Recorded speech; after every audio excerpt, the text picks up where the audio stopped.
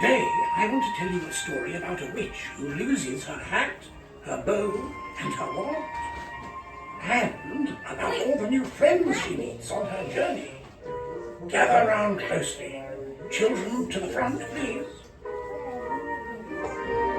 Oh, I think we're missing someone. Ah, there you are, Cat.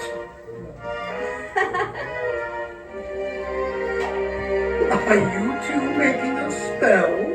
Yes. Iggity, ziggity, zaggity, zoom! Oh my goodness! Everybody, get down!